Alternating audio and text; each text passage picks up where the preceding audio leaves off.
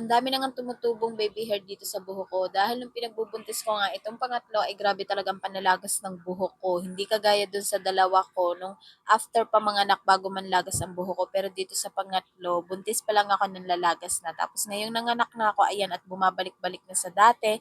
At ayan nga, parang may bangs tuloy ako. Lumabas nga kami kaninang umaga dahil sinamahan nga namin ang hipag ko mamili ng paninda nilang barbecue. Tapos eto nga't kasakasama namin itong mga junakis. Ayaw din magpaiwan sa bahay. Pagka-uwi naman namin, nag-asikaso na ako, nalulutuin kong almusal ng mga bata. Bali magsasangag nga lang ako ng bahaw dahil madami nga kaming natirang kanin kagabi. Tapos lalagyan ko nga nitong viplop. Pinainitan ko nga itong viplop para nga mabilis matanggal. Kaya lang hindi nga agad ako gumamit ng tongs. Kaya ayan, bumalik nga. Tapos eto, ininit ko ulit para nga matanggal na ulit. At gumamit na nga ako ng tongs. Kinaman nga din aring viplop na ari talaga naman pinapahirapan ako eh. Sinisi pa ang viplop sa katamaran. Para nga mas mabilis, eh dinurog ko na nga lang itong kanin pero gumamit naman ako ng gloves. Sala nga ang gawa ko dahil dapat pala sinangag ko muna ang kanin bago ko nga inilagay itong viplop na durog tuloy. Tapos nung bagong taon, meron pa nga ako nakititira ditong macaroni elbow at hindi ko pa nga naluluto hanggang ngayon. Kaya naisipan ko na nga nalutuin na at gawin na nga lang macaroni salad. Kaya habang nagsasangag nga ako dito ng kanin, ay nagsalang na nga din ako dito ng tubig para nga pakuluan. Tamang-tama nga lang ang pagbili ko nitong bago kong kaserola dahil kasyang-kasya nga dyan ng 1 kilong macaroni elbow. Maliliit lang kasi ang kawali ko dito sa bahay kaya nanghihiram pa nga ako sa hipag ko ng malaking kawali kapag magluluto nga ako ng mga ganyan.